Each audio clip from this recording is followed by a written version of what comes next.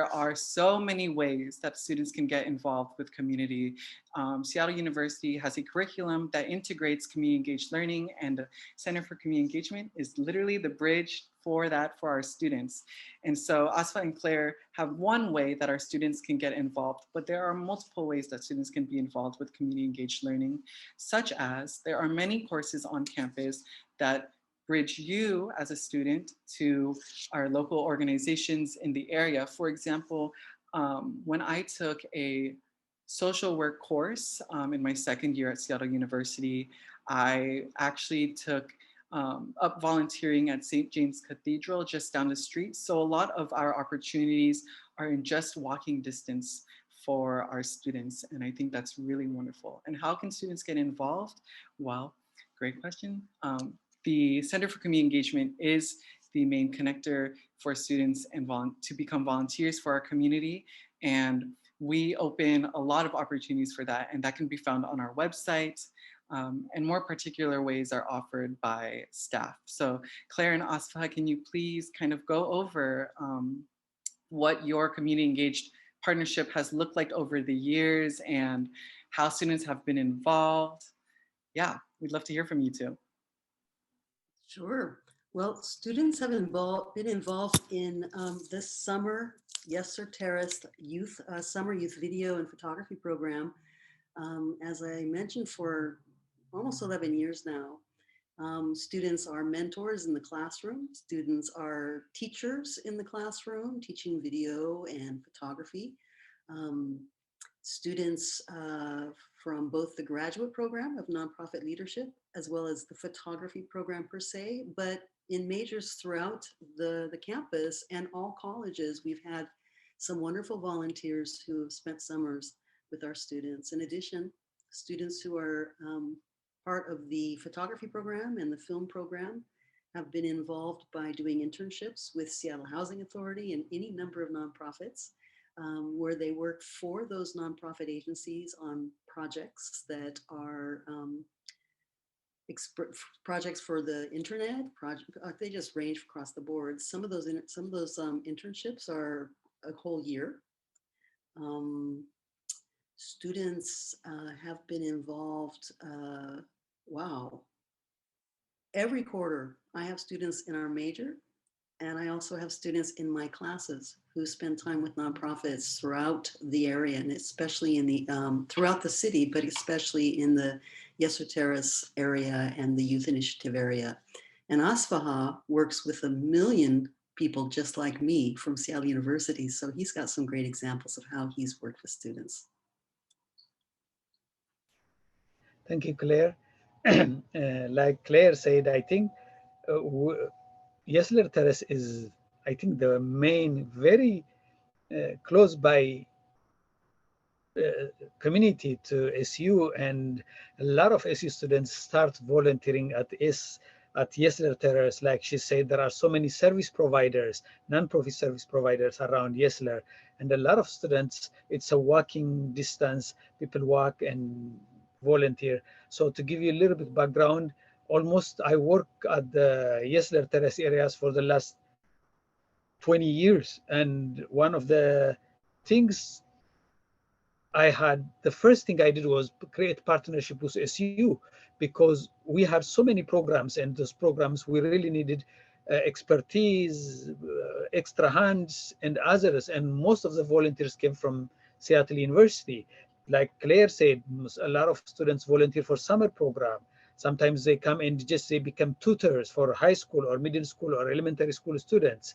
They come and help us with technical skills like fixing and upgrading computers, teaching seniors very basic technology skills. And sometimes they come and volunteer with Seattle Housing, Neighborhood House, and YTP, or called Yesler Terrace Tutoring Program. There are so many service providers, and we work as a nonprofit. We work directly with the Center for Community Engagement, and we post our projects or share with Center for Community Engagement. And they not only they recruited through us, but they help us contact with other faculties and colleges in SU. So not only undergrads, but also sometimes graduate students come and volunteer. So it is a wonderful place to come and learn about not only Yesler Terrace, but about Seattle. Yesler Terrace is one of the most diverse place and so many non-profits. And you guys are really lucky you came where Yesler Terrace is completely redeveloped and changing in front of our eyes. But the last 10 years was completely redevelopment coming, and mixed or high income residents are coming. And beyond Yesler Terrace, called Seattle Central District, where a big gentrification for the last 20 years happened. So you are really in a good place to come and volunteer to learn. And thank you. Yes, and as Asfaha and Claire have both touched upon, these opportunities come every quarter. They open up so frequently, and I feel like even as a student, there are so many times throughout the year that you can be involved in many communities on campus. And another thing that I did want to point out with community engaged learning is SeattleU really aims for its students, their students, to feel informed and able to navigate the spaces, because as a new student, you are coming into a new space. SeattleU does exist within local communities with deep histories. And so the Center for Community Engagement really aims to provide you with that information, provide you with that history so that you feel equipped to navigate and know what has been going on in the community. And as Asfaha was saying, even within the last 10 years, there's been great bounce of gentrification in the area. And even for me, who came onto campus 5 years ago, the community looks completely different from when I jumped into it. And, you know, I wouldn't have known that unless the center or Seattle history hasn't came up and showed me that the reality is it's changing really fast. And, you know, as students, we need to be proactive in understanding that history and how to navigate it. So thank you, you two, for those questions or for those answers. Right now, I also invite more questions into the chat, but if we don't have any at the moment, one of the questions that I have for both of you are, what are the changes that the community has undergone due to COVID-19? We've already been in a pandemic at Seattle University for over a year. Actually, new students, if y'all didn't know, Seattle University was the second university in the United States to make a decision to go through Zoom. The University of Washington was the first, and Seattle University quickly followed suit.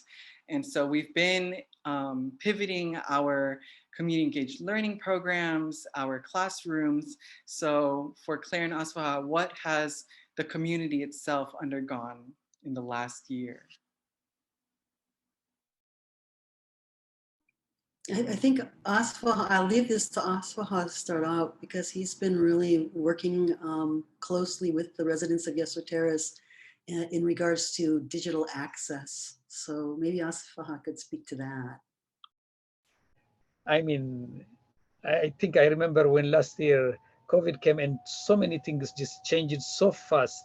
And it's for everyone. We have to learn, we have to change. And I remember the first program we did with Claire last year was we had, for she mentioned, we had almost 10 years summer, very successful summer program for youth, high school students. And last year was extremely challenging, but it's unbelievable. But we were able to do the programming partially through Zoom or remote, partially in person. It was extremely challenging, but it's a trial and error and a process, learning and changing. And Claire will explain a little bit later. So it's a learning experience for all of us. And as you may know, schools become remote, and it was a very challenging time for Yesler Terrace area because a lot of parents were not that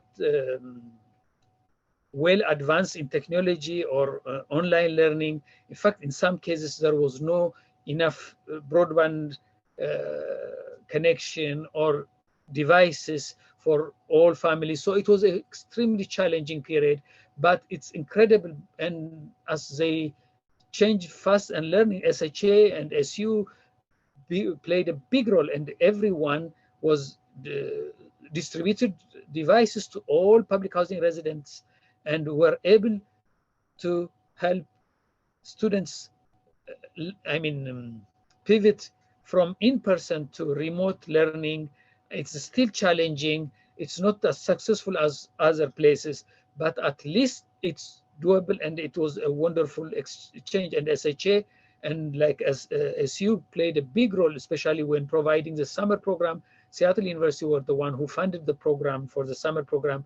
It was a big funding. We were able to recruit about 12 high school students, about 15 or 20 families with a lot of children, and we did some programming. So it's a learning process. It's challenging. In fact, the most of the volunteering we used to do was in person, and that's what still we are learning. There are opportunities for volunteering remotely, but I am hoping and wishing after all this vaccination, something will change and people will come and volunteer in person. Some of the stuffs are you can do it in remote or in through Zoom. You have to be in person. So it was a learning process. It's a wonderful. I mean, it's not a wonderful experience, but it's an experience that we learn from. And I think Claire can add to it. Yeah, I think I'm actually still amazed that we pulled it off to have in-person classes with 12 teenagers. Usually we have, excuse me, we usually have 15 to 16 every summer. This year we had 12. We divided them up into 3 groups of 4 students each one with their own instructor.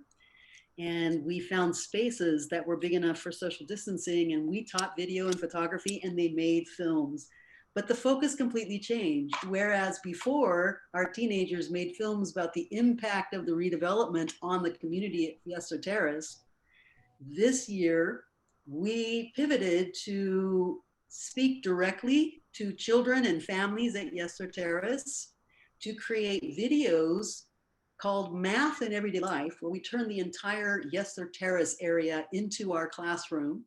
And we created math lessons for kids that were 1st through 3rd grade and then 3rd through 6th grade. We also learned how to do storytelling online. So we read books in like 4 different languages. And we contacted with our families 3 times a week, creating videos. So we learned how to do video skills using Yesler Terrace as our backdrop and classroom. And then the important part with our families, the idea was to troubleshoot and help them get ready for a whole year in front of us of online learning. So by spending time with our high school students who were doing story time, reading online and interacting with those little kids, they were grade school kids, and by working with those little kids also to show the math videos and then go through the math problems, we kept some of the math skills up over the summer a bit, but we also helped a lot of families, both the parents and the kids, get used to learning online so that when fall hit, they were a little bit more prepared. And we were able to train a small team of high school students as a result of this to become digital technology experts who knew the families after that summer and have remained working at Yesler Terrace with our community partners, with Asfaha, for example, and others, to help families troubleshoot and be engaged online as they've gone through this past difficult year. So that's adaptation. It was really rough, but it was also kind of amazingly fun and sort of a relief to be able to like be around people, even though like we had masks on and we were constantly like washing our hands and we were 6 feet apart. It was nice to live in a 3D world. Yeah, it's definitely nice to live in a 3D world. We do have 2 questions in the chat from Ravi. Thank you for putting in those questions. It says, what is the recommended number of hours that students put in for the community service?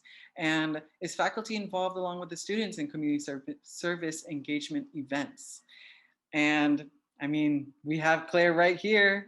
Definitely, we have faculty members across campus who are engaged with community events. And, you know, I want to reframe that and say more rather than events, it's almost like our school has a long partnership with these different organizations and you tap yourself into that relationship. And so it's ongoing. It's not just a one-time thing. Like for me, when I volunteered at St. James Cathedral, I made sure to stop by even after my quarter ended and my required hours were met. I still made some time to stop by the kitchen and serve some food just down the street from Seattle University. And what I want to offer too is that we have faculty all across campus who are involved. So, I mean, Claire teaches in the arts and art history department, but I do know that we have faculty amongst different departments such as language. We have faculty in public affairs who teach different courses. And as I mentioned, I was in a social work program during my years at SeattleU, and that department also was engaged in faculty or community engaged learning. So yes, there's countless ways to be involved. And again, Asfaha and Claire's route isn't the only way to be involved. And this is just kind of the start and the welcome into community engagement at Seattle University. And what is the recommended number of hours that students should put in for community service? I don't exactly know. Claire, do you, Asfaha, maybe you may know, but I do remember when I took a course in community service or for service learning, there was like a couple of sessions that I needed to, were mandatory. Asfaha, you unmuted, go ahead. Yeah, I think if I remember correctly, 16 hours were the recommended for. A lot of volunteers came and volunteer more than that and for hours. But I remember when I did, especially through community engagement and Elizabeth, the hours were 16, unless it's changed.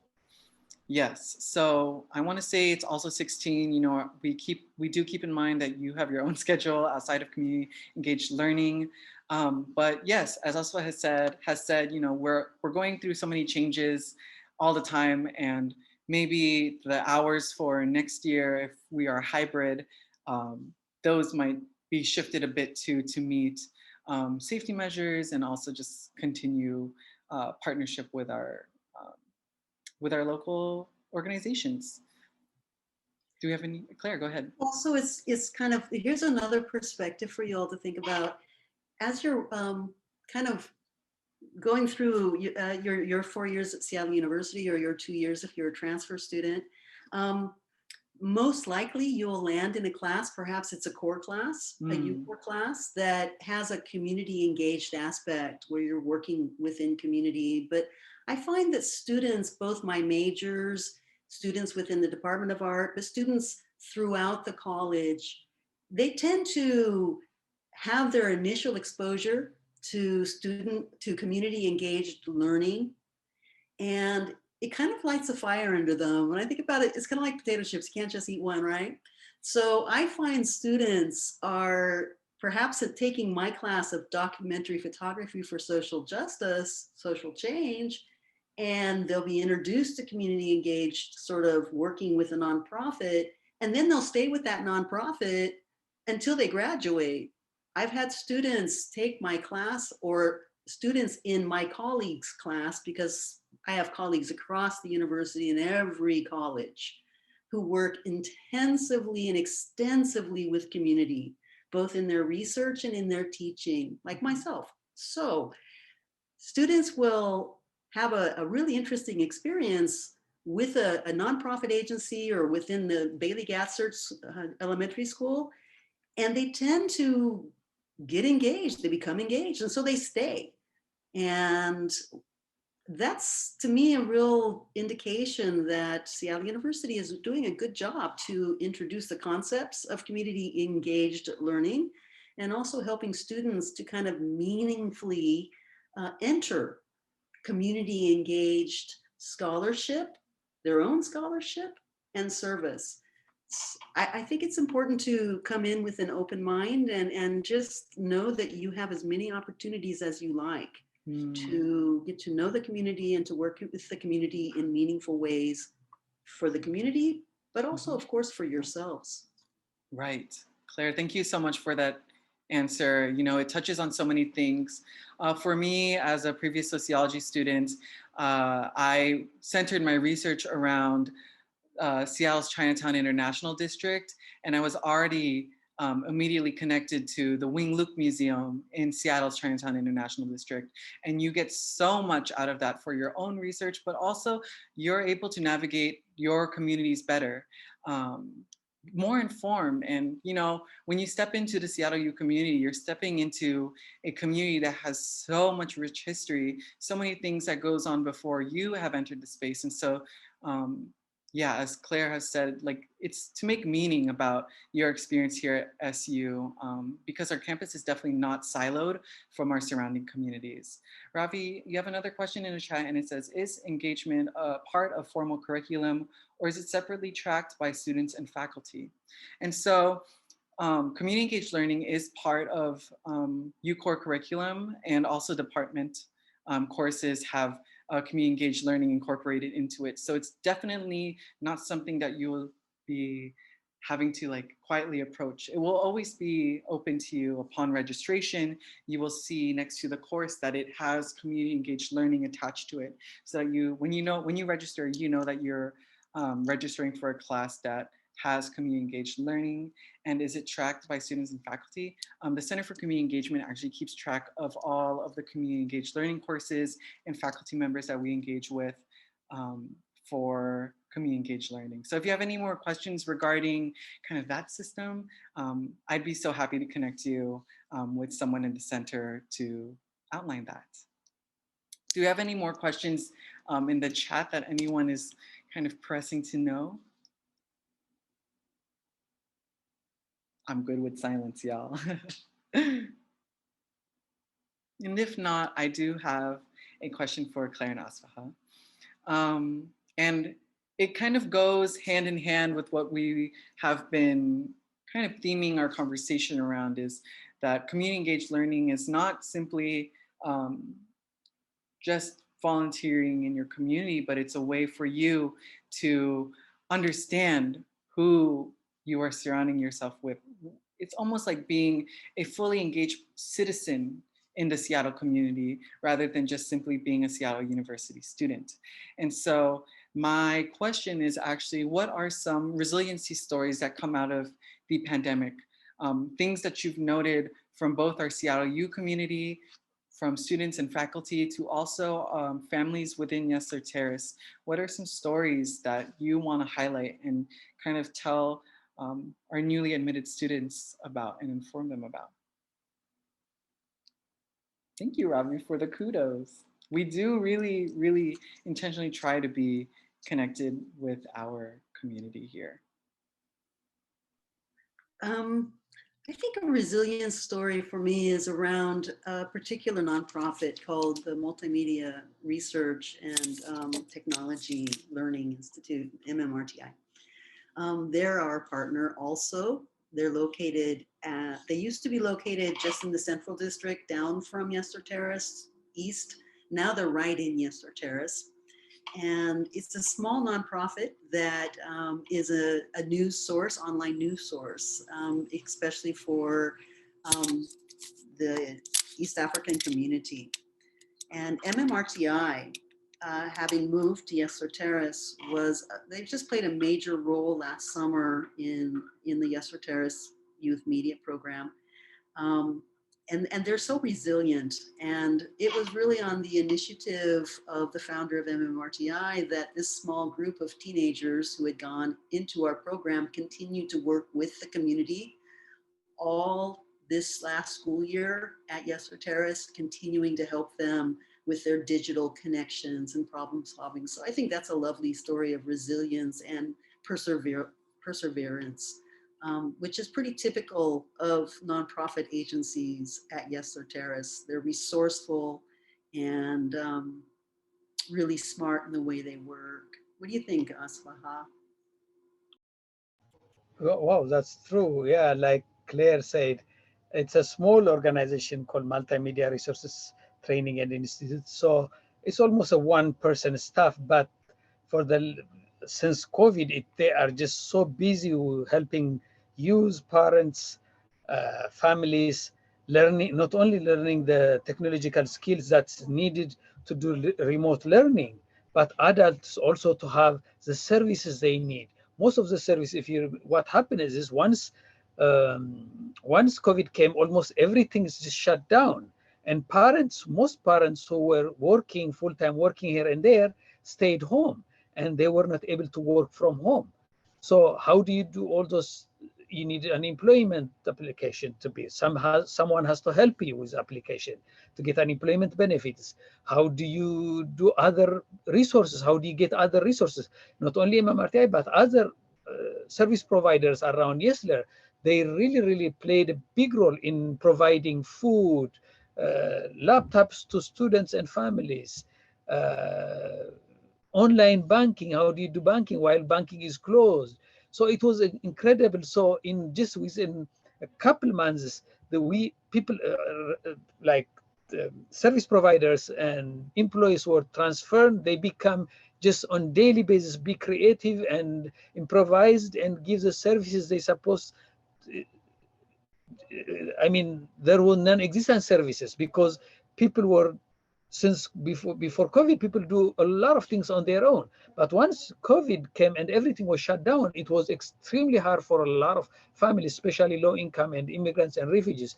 So, like Claire said, MMRTI, YTP, and other service providers, SHA with community builders, education engagement specialists, they did wellness calls to almost everyone, how they are feeling, how what they are missing. They started to provide food from food banks and others, and provided food to every family who lives in Yesler Terrace. Not only that, but also sanitizers, face masks, all was distributed through those channels, what I'm saying. And in fact, now also they are doing a lot of those vaccination, and it's going really very strong.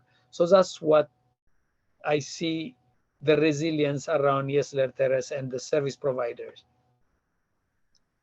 Asfa, you touched on something that is something that I always see when I was when I was a student at SU and also working in the Center for Community Engagement now, and it's that all of these organizations that we have been partnering with already are in community with each other. And so you see different organizations offering different resources to the same community. And so like there are just so many ways to be involved. We have a question in the chat right now. Where can I find information on volunteering opportunities that help alleviate the homelessness problem in Seattle? Thank you for that question. For a particular answer, I can't offer that right now, but Ravi, I'd love to connect with you via email. And for anyone in the chat, I'm going to put my email in there so that we can get through your questions even after. And if you want to connect after with me, you can. So there's my email. My name is Carlo Sanchez. But where can you find information on volunteering for particularly homelessness in Seattle? The houses community in Seattle, right off the top of my head, I can't think of a particular faculty who is working in community engagement for the houseless population. Claire or Asfa, might you have ran across anyone who does? In fact, SU works closely with St. Francis. They work closely with homeless, providing food and I think shelter. I don't have a lot of information either, but I know that SU works and the Center for Community Engagement works with I think something St. Francis on Yesler and 12th area. Mm-hmm.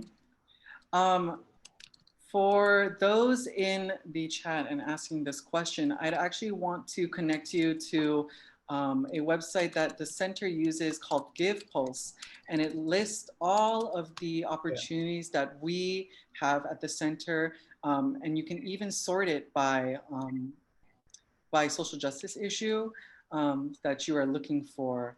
and let me just find that link and put it into the chat right now. The administrator for our Give Pulse is my wonderful coworker, Tess. And so right there is our Give Pulse. Oh, Claire, did you have something to add? I was just going to say that my students actually use that source a lot. And I also want to explain a little bit about how different faculty who have community engaged classes, how that kind of works. As Carlo explained, everyone works with the Center for Community Engagement, and they tie us with community. But it's really important to understand that we don't bring our teaching agenda to the community so that the community can help us and our students learn certain things. It's just kind of how it works is a call and response. So faculty have different skills and faculty have different areas of expertise. So when we're interested to teach a class that engages community, the first thing we do is we meet with the Center for Community Engagement and their experts, which are really connected to the community. Then they put that out to the community and work with the community so that it aligns with the community's needs. And so a lot of times our faculty, and this has happened with me, we will adjust what we think originally we're going to do to teach certain things when we hear what the community needs. So it's a call and response. The community has an expressed stated need that we as faculty fill in response to what they tell us they need. And our students understand community engaged service as such. So every year I'll teach a community engaged class, as many of my colleagues do as well. There are organizations that engage environmental concerns. There are always organizations that engage housing and inequality of housing and homelessness. There are always organizations that engage food inequality and insecurity. And there are always organizations that engage youth mentoring and tutoring. Every time I teach that course, that's pretty typical. So when there is a community engaged course, either in the UCORE section or within your own major, there's probably going to be an organization that engages in any number of social justice issues. So that's also kind of another opportunity to explore different social justice issues through the lens of Seattle and Seattle nonprofit organizations, community, and the university. Yes, thank you so much for that, Claire. And as Claire has touched upon, yes, again, there are just countless ways to be involved, but it's not simply just volunteering in your community. It's really getting equipped to be serving different people. It's hearing the needs from that community and understanding that you are merely contributing to something that has been there for years and years and years. Yes. Any more questions about kind of community engaged learning? Just in general, any questions? I have one more statement. I Go ahead. Sorry, I just want to include this. No, I'm go really ahead. enthusiastic about the Center for Community Engagement, by the way. I mean, that's my home for me and working with community. But it's important to remember as a student that when you engage with community, the community is its best source of expertise. The community are their own, they are the expert for who they are and how they work and what they need and how they need to move forward. The community is the teacher. So kind of my philosophy as a faculty person in SU, and I certainly think my students have the same philosophy, is that first we listen and we know that we're going to go in and we're going to learn from the community primarily. And that's how we're going to grow in our understanding. How many service learning courses are there? Whoa. There isn't a number that I can honestly give you at the moment. But I will say, upon every registration for a new quarter, you will always see such such long list of ways that that there are service learning courses. There, within U course, you can see it. Within department courses, as I said, you can see it. And, you know, there's not a number, but within that Give Pulse link that I did offer into the chat, and I will put it in once again, it kind of shows all of the opportunities, not specified by course, but generally open for community engaged volunteering, learning. All of that is on there. And most of the times, I can actually offer an example so that y'all kind of visualize what community engaged learning looks like is, I took an environmental studies course my third year, and you know, environmental studies is already engaged outside. We've taken field trips to different parks in Seattle. But one thing that we did for community is we worked towards the Seattle Chinatown International District, and there's a particular urban garden located there. And so our class was meeting the need from Interim CDA, who is the authority of that garden, a local nonprofit in Chinatown, and they offered us, hey, we need this space to look more inviting. It needs to look more lively. And these are the languages that our population speaks. Can you create almost like decoration or informational signs that align with the languages that engage with our community and also help make the garden space beautiful? And so, you know, throughout that course, that quarter, we were learning about different indigenous plants that were located in the garden, and then creating informational decorations that kind of come from that source of knowledge that we were learning. And we heard that need, as Claire stated, from Interim CDA, who is the local nonprofit in the area. So again, there are just so many ways that we can be involved.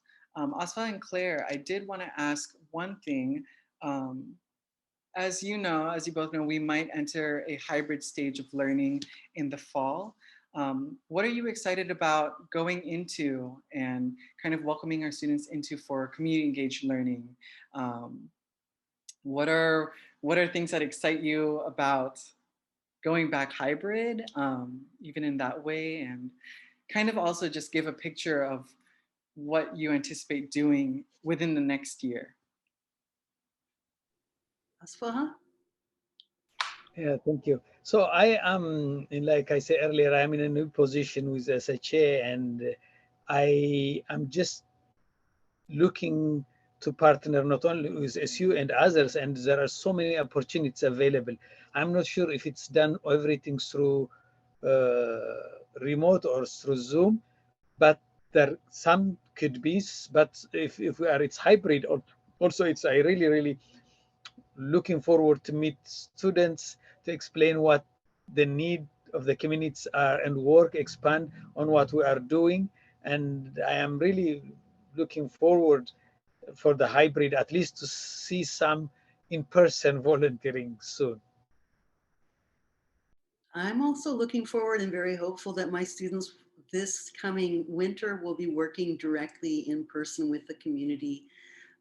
So it might be somewhat of a hybrid, but I'm really hoping that they're going to have boots on the ground, so to speak, and be out there in the community doing work. I'm also really excited about connections that I've always had with the film department and with the design department, and all three medium, photography, film, and design, work with community pretty extensively. So now we're looking at maybe creating a wraparound service.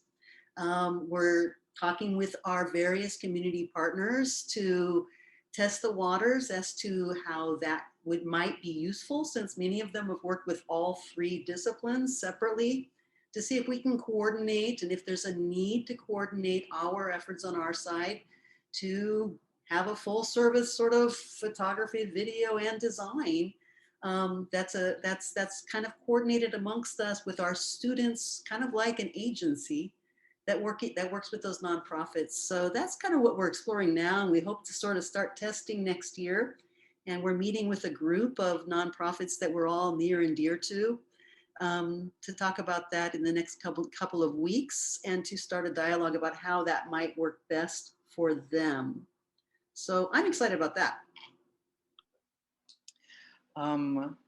This is just a shout out and an invitation to all of the new students in this room. If you have an answer right off the top of your head, what excites you about joining the Seattle University community? And I mean, thank you for joining our event today. It already shows that you have great intention with understanding the local community in Seattle. So thank you. But I do want to just invite we have 9 minutes left of our event. So any last questions that you want Claire or Asfaha to answer, I invite them in here. But just in general, I do ask, what does excite you about coming into Seattle University? I remember when I joined about 4 years now, I was just so excited to hear how Seattle University has been engaged with community, and soon enough, and as Claire and Asfa have stated, these partnerships have existed even before I was there. And so I wasn't just learning about a partnership that I was going to do for a course, but also the long relationship that Seattle University has to its community, and our new role as students to be critically engaged with our local communities. Yeah, I don't have many questions. Claire and Asfa, do you have anything that you would like to highlight that is coming up for either of you?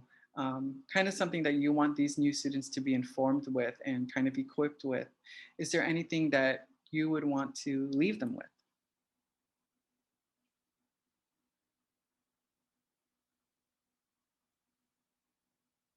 Yes, I'm also excited. That's so wonderful. Excited to learn my craft, meet new people, and help people. That's wonderful. I think Go my ahead. experience is. Oh, Claire or Asfa, you can Yeah. go ahead. Yeah. So my experience is most new students are shy, and there is.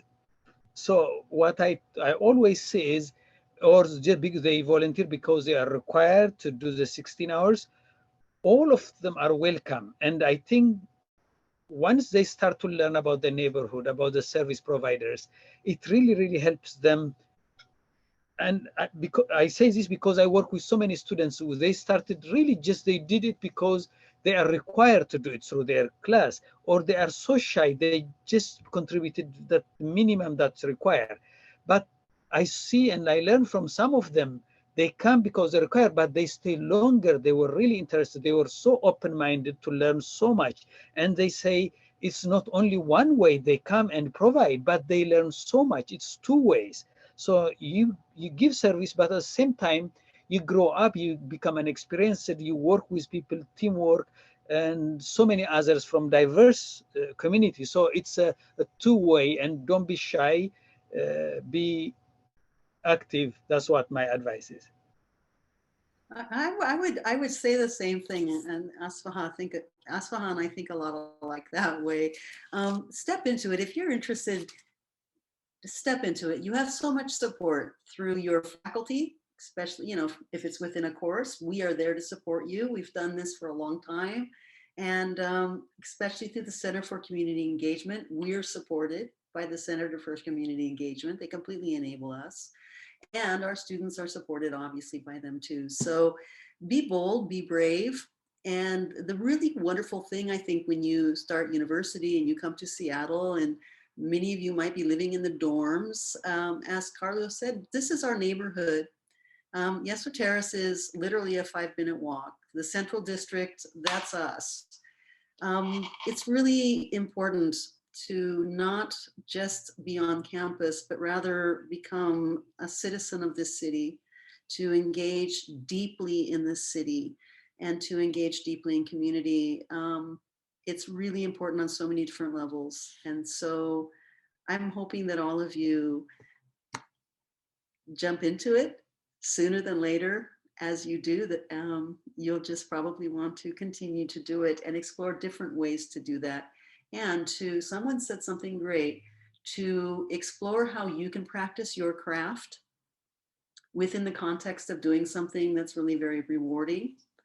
And insight, it just gives you a tremendous amount of insight about yourself and your community. So go for it. Yes, go for it. I love that advice. One thing that I'd also want to offer is that, the center is always there to support any of these questions or confusions around community engaged learning. And I do want to share that we have 2 more sessions for these community engaged kind of learning Q&A sessions with different partners. So thank you so much. I just want to take this time, we're coming to a close, to thank Asfaha and Claire for taking some time today to answer these questions and share about their wonderful and fruitful partnership. Tomorrow, we will be joined with our partnership in the Central District, and it's typically engaged with our Seattle, the center's focus in the Central District is typically within K through 12. So I invite you there. And then on Friday, we have our Q&A with our partnership within the Chinatown International District. And we'll be talking around there, around public safety and how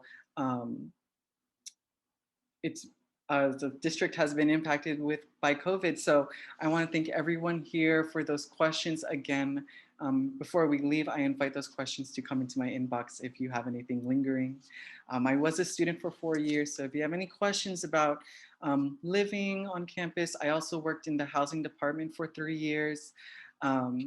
I'm there as your resource. And again, as Claire said, we're always here to support you in any way. And again, welcome to the SeattleU community, and thank you for joining us today. And thank you, Carlos, for hosting us. Thank you. And so good to see you, Asfaha, and I'll see you, I'm sure, very, very soon. Thank you, everyone. You can contact me too very quickly. I'm going to put this in the chat. Yes. Thank you, everyone. Thank you, Carlos. Yes, of course. Thank you. If you have any questions, feel free also to contact me about anything you like. Thank you, Claire. And everyone here, thank you for coming once again. I hope this was to help to you in any capacity. Learning about your local community is already such a great way to step into the SeattleU community. And as Asfaha and Claire were saying, just jump into it. And I honestly think this is your first step jumping into it. So thank you, and we're grateful for this engagement and this participation. And I look forward to seeing everyone in the next sessions if you're able to join us. And thank you, Asfaha and Claire.